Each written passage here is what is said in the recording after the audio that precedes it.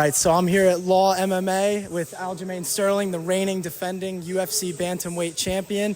And first of all, thanks for an awesome open workout. That was really fun to watch. And first question I really want to ask you is something a little more technical.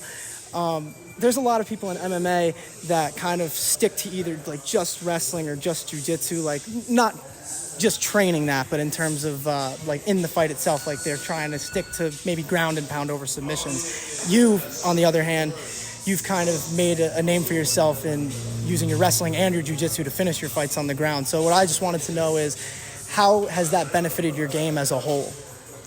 I think it just makes you more dangerous, being more versatile, not being predictable, giving your opponent more things to think about, whether you're going to punch, whether you're going to look for a submission, pass the guard, or if you're going to just keep them down there and make them frustrated, then they're losing the battle against the clock. So it just really depends on your approach, your opponent, the styles, and what's your best path to victory.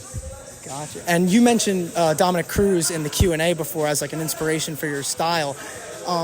Is that on the ground and on the feet, or is it just like one aspect or multiple aspects of mixed martial arts? More so on the feet. I would like to think that Dom would say that I'm probably an overall better grappler in terms of finishing, submissions, maybe even striking on the ground as well. But I will say on the feet, he was one of the best to ever do it. So I pulled a lot of inspiration from him. You think he would admit that to you? He's a pretty competitive guy from the looks of it. I don't know. Dom's his own guy. He's cool. You know, we've had our moments, but we've worked out with each other before and had some really good conversation. Gotcha. And just two more things. One being, in terms of your title fights so far, is there any that sticks out to you as the toughest one that you've had, whether it be the close fights with Jan or it be the it's Henry Cejudo fight? I would say the Henry Cejudo fight was probably the toughest fight stylistically, because the other guys, they wrestled, but when a guy was like his bread and butter is wrestling, he's short, compact, hard to get underneath him. That's a much more difficult challenge and high-level chess match. So it was tough to make those adjustments in real time. Thankfully, I was able to be a step ahead. Who knows, maybe the time off played a factor, or maybe I'm just better than him, and no matter what, I would always just be a step ahead because I was able to kind of read what he was able to do. Gotcha. And do you think that for a wrestler of his like credentials to go to MMA, how different is it in the cage versus obviously on the mats? Because you have experience with both. Very different.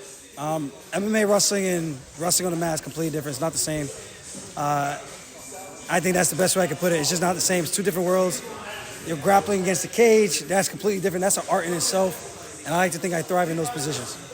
And one last question. You know, the bantamweight division has been around for a little bit at this point. You know, it's relatively young compared to some of the others.